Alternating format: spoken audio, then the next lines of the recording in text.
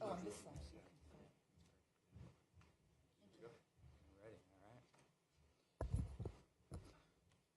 All right, good morning. Thanks for being here. I'm Congressman Jerry Golden from Maine's 2nd District, and again, appreciate you being here, and thanks for tuning in. We're here to kickstart an effort to force a vote on the Protect America's Workforce Act, which would overturn President Trump's executive order from back in March that ended collective bargaining rights for more than 1 million Americans. I'll start with a few facts. First, unions built America's middle class. Workers have fought for generations for their rights, good wages, safe working conditions, fair treatment, to ensure that the economy works for everyone. And this country needs stronger unions, not weaker ones. Second, President Trump said ending collective bargaining was about protecting national defense.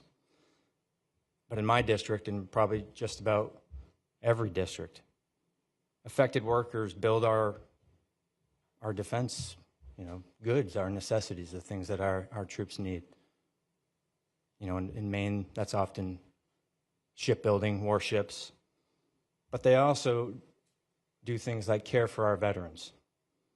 I'm here to tell you that these workers make America safer and stronger every single day. Third, America didn't vote to silence workers. Poll after poll shows Americans of all political stripes support unions. That's why the Protect America's Workforce Act quickly gathered strong bipartisan support. Some of the good news here, we know if this bill comes to the House floor, we can win. We have 222 co-sponsors, including 7 Republicans. More than enough to pass the bill, but so far, no willingness to bring it to the floor from Republican leadership. I know that everyone who co-sponsored this legislation, no matter what their party is, did so because they believe that workers' rights are worth protecting. They know that when workers collectively bargain, the result is a fairer workplace with dignity and respect. And they know this order undermines core American values and leaves workers open to unfair treatment and political interference. So we're here today with my colleagues and with union leaders representing hundreds of thousands of workers to deliver a simple message. Let's just have a vote. That's why we're calling on all members of Congress to sign a discharge petition to bring this bill to the floor. The American people are watching. If every member who signed on to this bill would join us, we could overturn this union-busting action and show America that this body will protect workers' rights no matter what. So with that, I'm going to introduce our next speaker, my friend and colleague, someone you heard speak very briefly the other day for about 10 hours or something like that. But in that, a key part of it was when he spoke about his own family's personal connections to unions and the importance of collective bargaining. So House Democratic Leader Hakeem Jeffries, thanks for joining us. Thank you. Well, good morning, everyone. I'm so thankful for the incredible leadership of Congressman Jared Golden, who fights hard for the people that he represents in the great state of Maine, fights hard on behalf of everyday Americans, the men and women of organized labor, and the union movement all across the country. Organized labor is facing an unprecedented assault right now as a result of the extreme actions of Donald Trump and his administration, targeting unions, targeting federal government employees, targeting organized labor in an extraordinary way. The Trump administration's actions at this moment don't make life more affordable for everyday Americans. Don't lower costs for everyday Americans. Don't allow everyday Americans to pursue the American dream. It undermines their ability to do just that. We believe in this country that when you work hard and play by the rules, you should be able to afford to live the good life. A good paying job, good housing, good health care, a good education for your children, and a good retirement. That's the American dream. And no one has done more to deliver that American dream to the American people than organized labor. No one has done more to deliver that American dream than organized labor. And that's why it's so incredibly important to ensure that this piece of legislation is able to get an up or down vote on the floor of the United States House of Representatives. Because if it does, as a result of the leadership of Congressman Jared Golden and my other colleagues and the partnership with these extraordinary union leaders who are here with us today and beyond, it will pass the House. And that is a good thing for the American people. Speaker of the House has often said that the House should be able to work its will. We agree. And the House working its will means that this legislation that protects the right to organize, the freedom to organize, and collective bargaining should be fully aired in a debate on the floor of the House of Representatives. Given the unwillingness of Republican leadership to allow the House to work its will, there is another way. And so we're encouraging everyone who has supported this legislation or who has expressed support for everyday Americans, working class Americans, and the organized labor movement to sign this discharge petition so we can protect the freedom to organize, protect the path toward the American dream that has always been made far more viable by organized labor, and protect the ability of all Americans who are working hard and who are playing by the rules to live the good life and experience the American dream. It's now my great honor to yield to a tremendous champion for hard-working American taxpayers, the men and women of organized labor and beyond, because the union movement benefits everyone, everyone, and the American people know it, which is why unions rate so highly in popularity across the ideological spectrum right now. And a woman who has done great work to lead this effort to bolster organized labor across the country is the president of the AFL-CIO, Liz Shuler.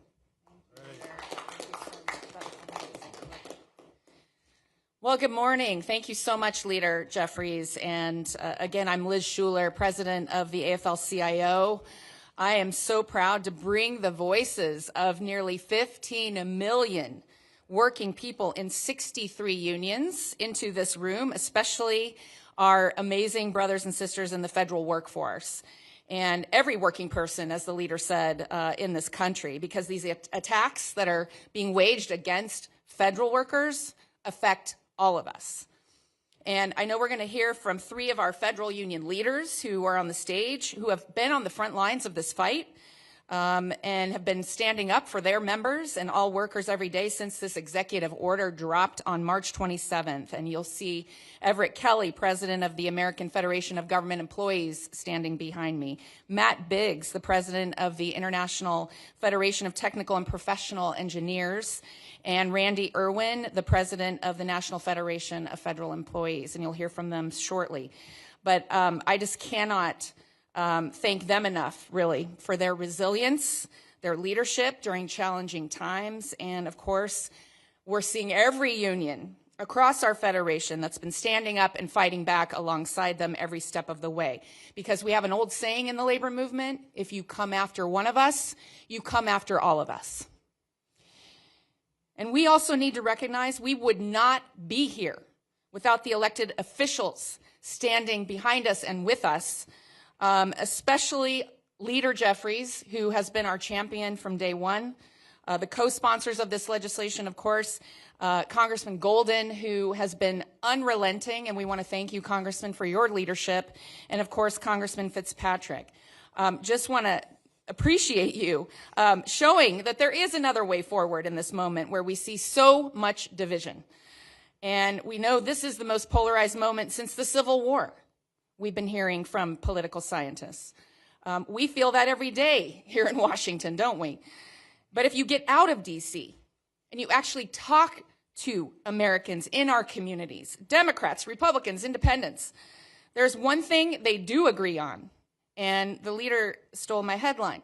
It's unions. They agree on unions. 70% of Americans say they support unions, according to polls. 9 in 10 young people under the age of 30 support unions. And they think workers should have a voice on the job. They think it is common sense to have a voice on the job. And so what we saw on March 27th from this administration was the single biggest act of union busting in American history. And it defied common sense. Just a few days after that EO was signed, we started traveling across the country to hear directly from workers about what this means to them. Workers like Irma Westmoreland, a nurse at a VA hospital in Augusta, Georgia, who said, you know, suddenly we can't speak up about our patients' needs without fear of losing our jobs. Workers like Jacqueline Sandel, a letter carrier in Charlotte, who said, these are the jobs and services my friends and family count on, and suddenly no one knows what is going on. Is there a single working person in a single working family who is better off when we live in that kind of chaos? The answer is no. When our federal workers can't stand up for themselves, are we better off? No. When this administration puts at risk our clean water, the safety of our food, our veterans, our heroes that can't get the care they need because the federal workforce is hollowed out, we are not better off. That hurts all of us. It hurts every community. And so we have the chance right now to do something incredibly powerful, to actually come together and say, let's protect those who protect us. And I couldn't be prouder of our workers, our local labor leaders who've already mobilized in their communities and contacted their elected officials to help them see how important this legislation is. And to every member of Congress, I say, come be a part of this massive bipartisan win. Help us get this done together and show that government can deliver common sense. So let's restore these rights to working people. Let's do something that the vast majority of Americans support in every community. And let's start showing a new path forward where we work together to deliver for the people. Thank you so much. And it is now my honor to introduce a champion for working people. We couldn't be prouder of our Congresswoman from Michigan, Congresswoman Debbie Dingell.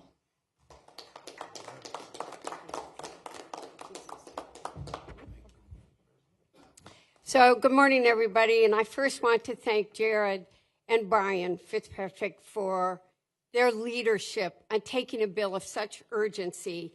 And they are like two leaders that bring people together. And I want to thank you, Congressman Golden, for your leadership in bringing us together. Hakeem Jeffries for always having the back of workers. And I'm here with labor friends, presidents of unions where I love them, but their members are ones that I'm working with and meeting with every single day on the ground.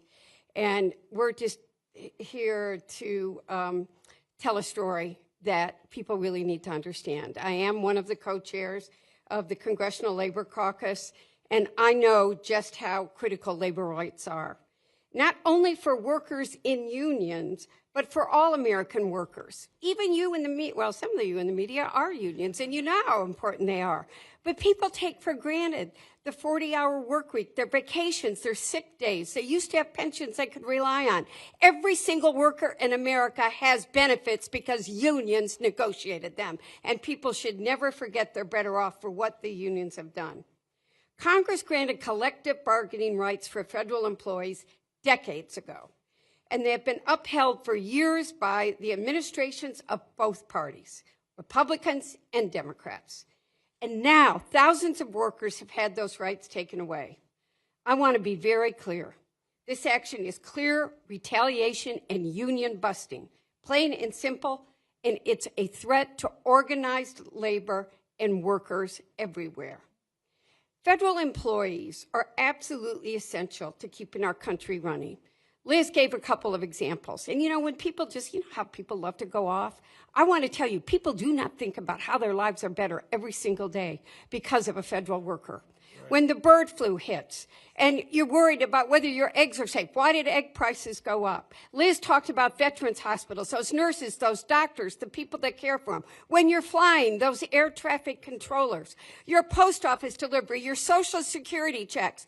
People get touched every single day by a federal worker who keeps their life safe and better. Well, law enforcement, firefighters too. Their work keeps us safe and strong.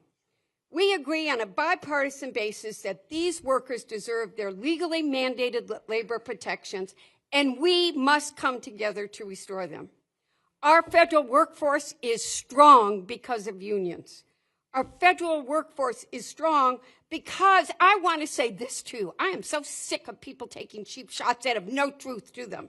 We recruit the best, the most qualified people, and we are strong when these qualified people collectively bargain in a union.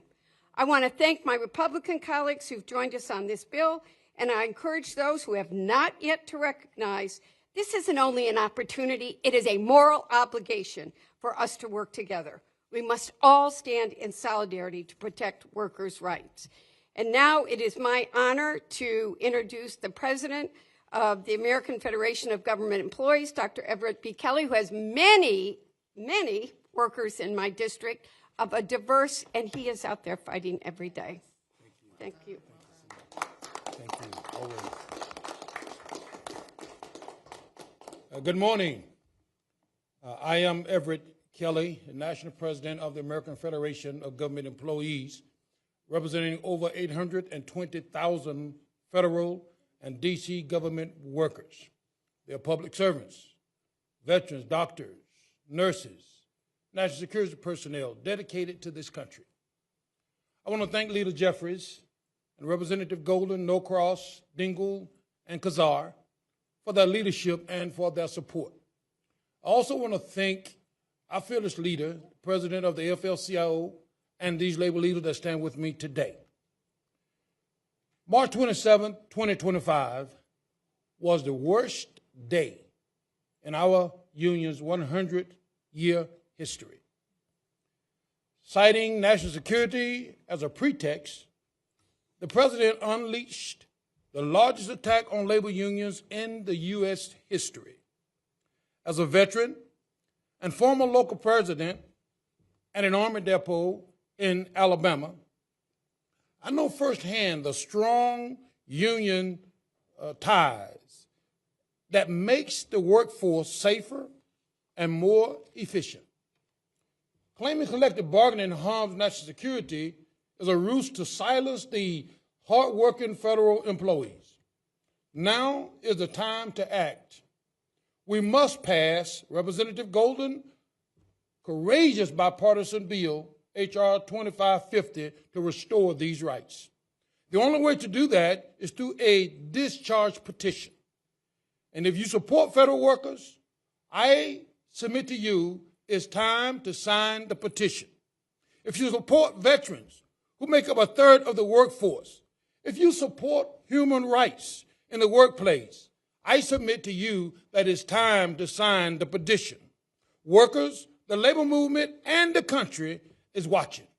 I want to let you know that we are all watching, and we're waiting for you to do the right thing. So thank you, brothers and sisters. I would now like to introduce Congressman Greg Kazar to the podium. Thank you. Good morning. I'm Greg Kazar. I'm proud to represent the heart of Texas and be chair of the Progressive Caucus. But before any of that, I was a labor organizer, and I'm still proudly an AFSCME 1624 member. Whether you are identify as a progressive or a blue dog Democrat, or if you're a conservative voter, you know that collective bargaining is there to take care of you and take care of your family.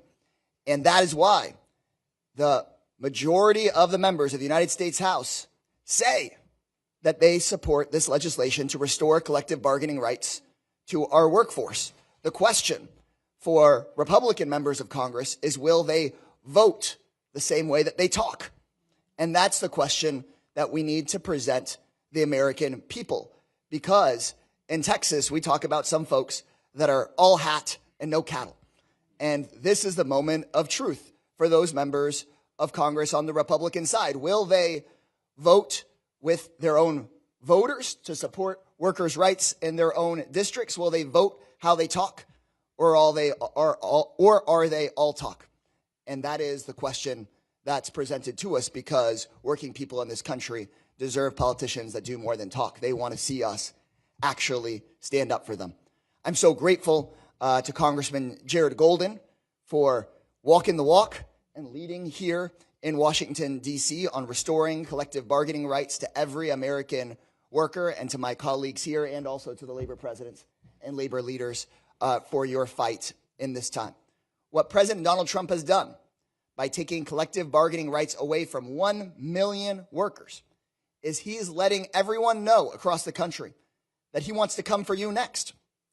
If Trump is allowed to take collective bargaining away from our federal nurses, then he's going to come after truck drivers next. If Donald Trump is allowed to come and take collective bargaining rights away from people taking your call at the Social Security Administration, then he's sure as hell coming for construction workers next. If Donald Trump is allowed to take collective bargaining rights away from our veterans, then he's coming for you next. And the House Democrats are united, and a significant number of even House Republicans have said that they will support restoring collective bargaining rights for these workers. And the question is, will they actually vote for it? I hope that the answer is yes, but I know that voters will hold us accountable for making sure that we do work for the people, not just for the billionaires who want tax breaks or the big corporations who want to be able to pay you less and less while they charge everyday Americans more and more. So we know that our voters want to see us put up a fight. And Representative Golden, working alongside Congressman Fitzpatrick and the whole House Democratic Caucus, are ready to put up that fight for working Americans. And I think that everybody here in the press should be watching this closely, because we hear big talk from some Republicans saying they want to be the party of workers or party of the working class. They put their name on bills like this. We're just calling for an actual vote, because this is the biggest erosion of collective bargaining rights in our lifetimes, and we have a chance to turn it around. Like I said, I'm so grateful to our federal workers every day, and even more grateful to their union leadership who fight every day on their behalf. So next, I'm proud to call up Randy Irwin, who is the national president of the National Federation of Federal Employees. Great to be here today. I want to thank Representative Golden. Thank you so much for introducing this critical piece of legislation, critical bipartisan legislation.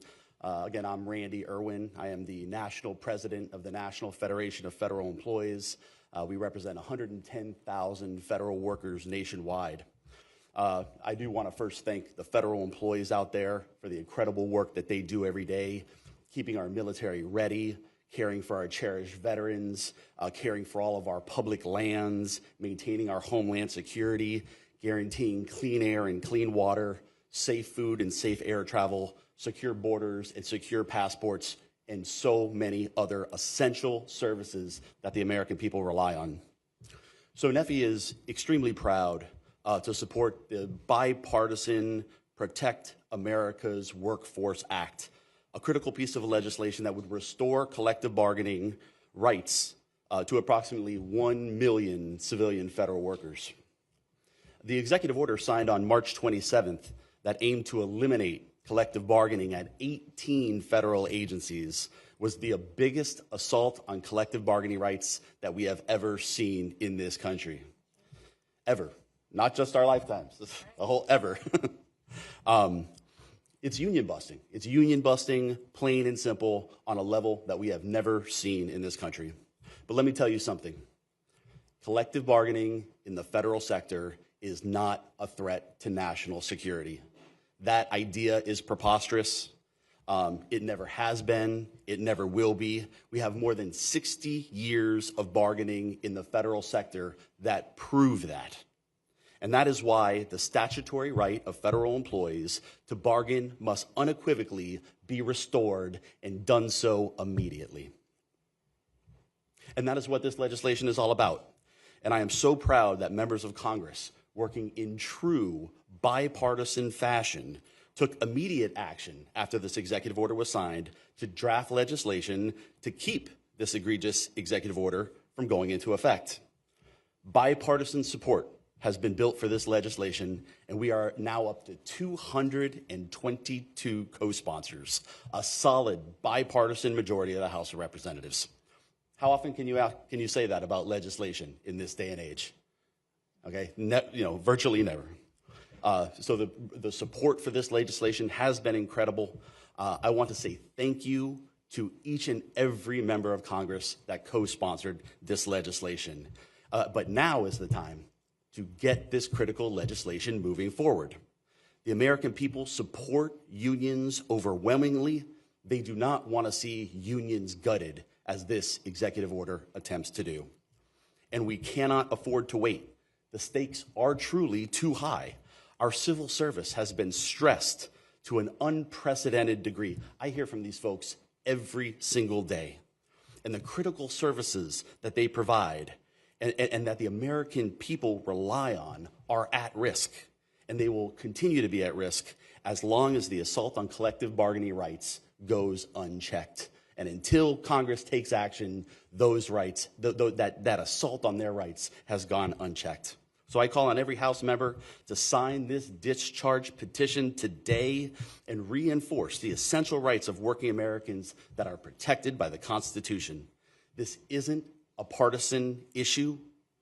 If you support essential freedoms, sign this discharge petition today. And so now it is my great honor to introduce a great friend of labor and federal employees, Congressman Donald Norcross. Thank you for the introduction. Proud member of IBW 351 for my entire working career, and it's great to be here. Leaders Jeffries, and certainly want to take a moment to thank Jared Golden, not only for the legislation or the discharge position we're talking about now, but just 2 nights ago he voted to give back Department of Defense employees their vote when we passed it out of the NDAA to restore it. And that was very big, and we appreciate you leading that also. To Liz Schuler, who was my president back when I was the local president of the AFL-CIO, and to the international president. I'm an electrician by trade. I happen to do this because of one reason: workers in my district. I represented them as a business agent with the IBW, but then I represented them as a member of Congress, and I'm proud to do so. And one thing we knew is collective bargaining. The right to collective bargaining is essential in our world. We heard the biggest attack in the history of our country on organized labor by this administration, the biggest one that has ever happened, and then put it under the guise of national security. But it's okay that the workers who build the F-35, who build the destroyers in your district, are all represented by unions. That's the difference. That's the big lie that we continue to hear. That's why the NDAA amendment that we had to restore the right of workers for the Department of Defense passed in a bipartisan manner. And I want to thank all those members, both Democrats and Republicans, who voted for it. And it's a great setup for what we're talking about today, the discharge petition. We get to get 3 shots. You get to sign the petition, you get to sponsor legislation, and then you get to actually do what they're doing, and that's the vote for it. Unions are formed not by edict, by an executive order. They are voted by the members. Democracy. 60 years ago, those members took a vote, and here we are, that sacred vote. And to quote a famous President Trump, stop the steal. He's trying to take their vote away. And that's why we're asking for folks to get down to the floor, sign the petition. And that is incredibly important. President Trump, stop the steal. And to wrap things up, as a dear friend I've known for so many years, the president of the IFPTE, Please welcome Matt Biggs. All right. Bring us home. Congressman Norcross, thank you. We represent a lot, over 10,000 members in New Jersey. You're a great champion for our members and for workers, working Americans. Congresswoman Dingell, thanks for your leadership on the Labor Caucus. Huge union supporter, thank you. Congressman Kassar, thank you for your support as well. And Congressman Golden, I just want to thank you for leading the effort on this bill. IFPTE, we represent some 2,000 members at the Portsmouth Naval Shipyard, where Congressman Golden is his state of Maine. And those workers, when that executive order was signed, lost their collective bargaining rights like that. They didn't do anything to deserve it. I mean, they protect our national security. The worst thing is the administration pointed to national security as a reason to take away their collective bargaining rights. They claim it endangers national security. That's outrageous, and it's just plain wrong. What that executive order does, actually, it's contrary. We're living kind of in an Orwellian country right now. It's actually going to hurt national security. Unions in the federal sector work collaboratively. A lot of people don't know this. They work in partnership with management. We have labor management partnerships where we meet on a regular basis, at least we used to before the union buster in chief took office. We meet regularly to come up with efficiencies. We meet regularly to address safety issues. This happens in the Department of Defense more than anywhere else, maybe the VA too, but the Department of Defense probably more than anywhere else in the federal sector. And it helps to enhance our national security and our homeland security. So what President Trump did when he signed that executive order is he actually hurt our national security. I'll say this too about unions. Federal unions, we bring transparency to the American public and to this Congress as to what's going on in these government agencies. Because every member of Congress talks to all the political appointees, right? You talk to the political appointees. They tell you what's going on in these agencies. You talk to management. They tell you what's going on in these agencies. Management's not bad. Political appointees, some of them aren't bad. But you get one side of the story. When you talk to labor in the unions, the people that actually do the work, who knows better what's going on in the workplace than the workers themselves? So we exercise our ability as a union and representing our members to come to Capitol Hill and inform members of Congress of exactly what's happening in these agencies. And so when you take away collective bargaining rights, you're attempting to destroy our unions, obviously, and it will hurt transparency and accountability to the U.S. taxpayer. So I'll finish with this.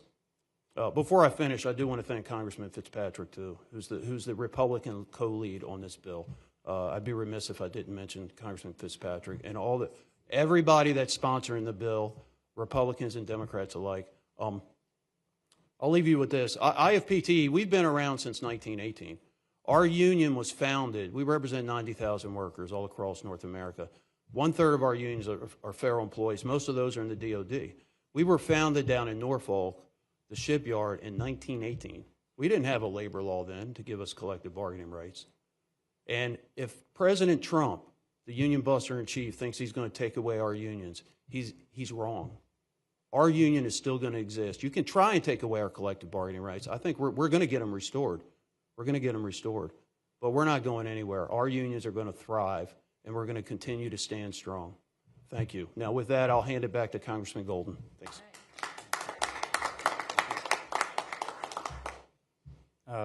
Mario, I'm going to let you choose who gets to ask questions. We're just going to take a couple of questions here. You've heard from all the speakers, you know, what it's all about, what's at stake, and what the strategy is here with the petition. So if you got questions about the bill or about the petition, we're happy to take them, and Mario will pick up.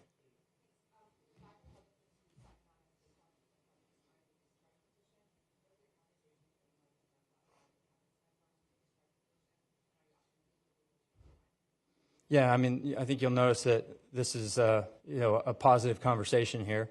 They're co-sponsors of the bill, and we want them to sign, and we've been talking to them about that.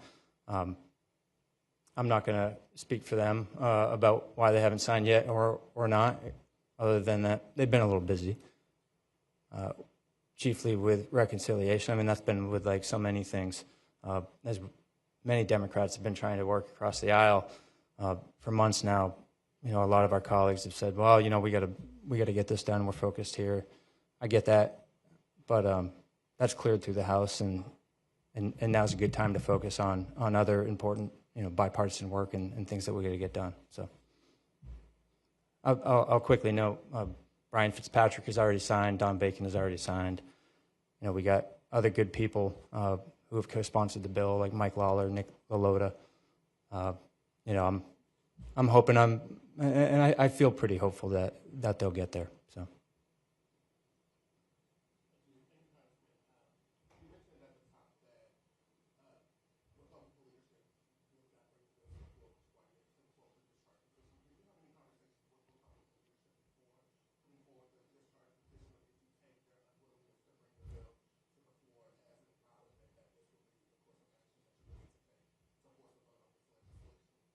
Yeah, look, I try and be a humble guy. I don't know that the speaker, you know, regularly meets with rank and file members, and particularly not those from the other side. So, no, I have not spoken to Speaker Mike Johnson about it. But obviously, if this was a top priority for him, it'd be coming to the floor. But I'm confident that some of the Republicans, like Fitzpatrick, have definitely had those conversations. So, yeah. We don't want to wait any longer here.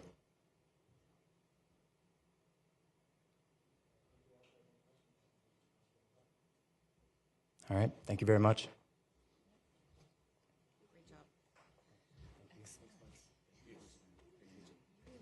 Thank you.